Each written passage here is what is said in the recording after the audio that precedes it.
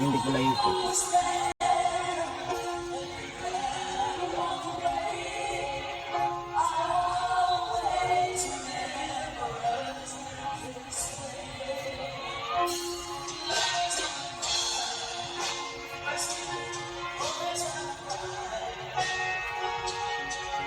May ngiti pa siya dyan.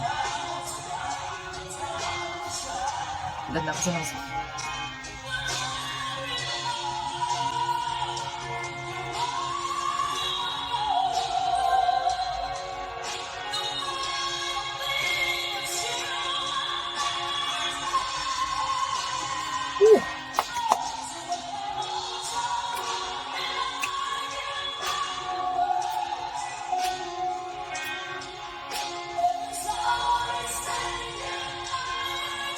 Mercy, it hurts talaga.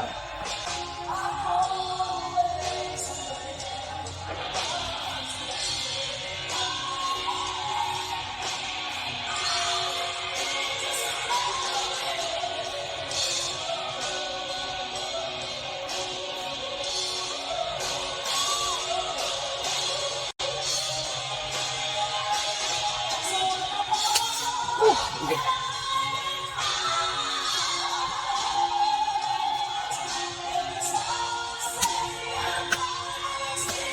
Mercy, it hurts talaga. Oh my God.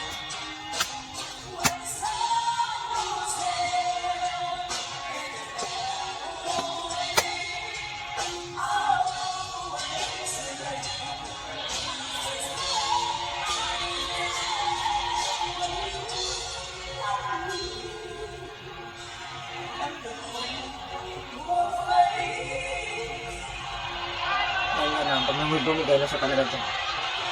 Yung suporta ng mga audience crowd. Kaya mo yan. Laban, Jojo. Kaya mo yan. Kaya mo yan.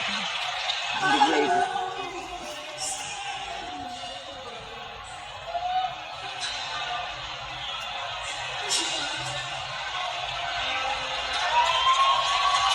Ito naman talaga, it hurts.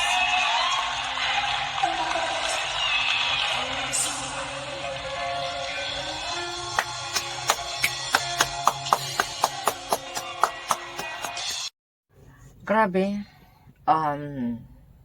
Napanood nyo ba yun, guys? Dun sa last part. Pero bakit na niya, I remember, yung Mercy, it hurts. Talagang binanggit niya, Mercy, it hurts.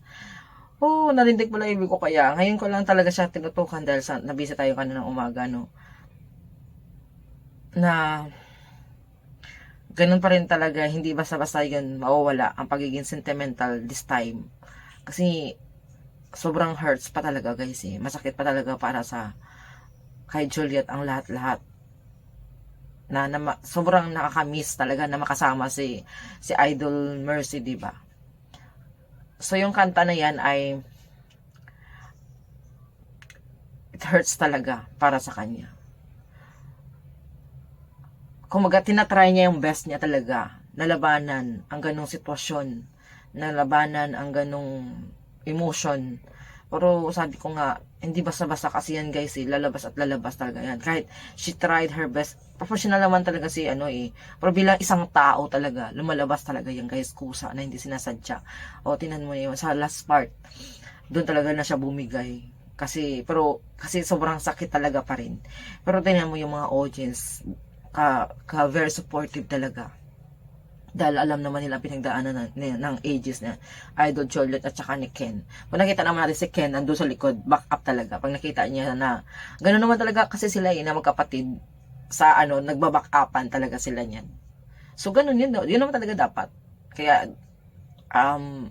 malungkot pa talaga this time ang mga nangyayari para sa Idol Juliet at saka kay Ken. Pero laban na talaga, no, Idol. Kayang-kaya nyo yan. Darating ang araw, sabi ko nga, malalagpasan nyo yan. Yan lang, guys. Bye.